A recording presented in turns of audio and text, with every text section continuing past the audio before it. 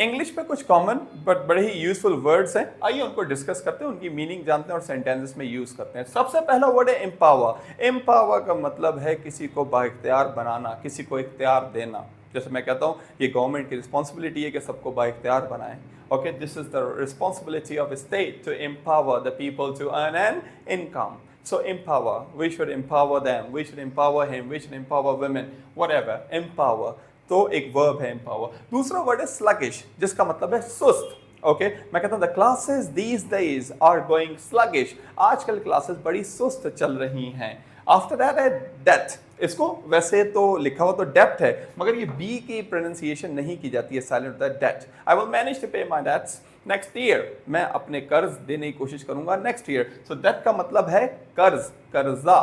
Okay, कहते हैं ना अंडर डेट मीन कर्जे तले दबे होना। वैसे तो डेप्थ लिखा हुआ है, मगर आप हर जगह देखेंगे यूके यूएस प्रोनाउंसिएशन इट वो be like that. The next one is admire. ये भी एक वर्ब है जिसका मतलब है तारीफ करना। मैं कहता हूँ I have seen that movie and I really admired his character in that movie. Character ना कि character, character. Okay, I really admire his movie in his character.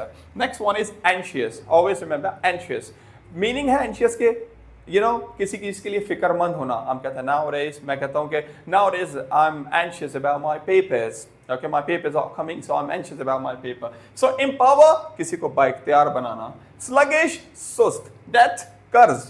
Admire, तारीफ करना। Anxious, फिक्रमंद। I hope you understand these all words. Vocabularies are very important in English, conversation, grammar, everything is important. But the most important one is vocabulary. Now I want you people to make some sentences on these words. Thank you.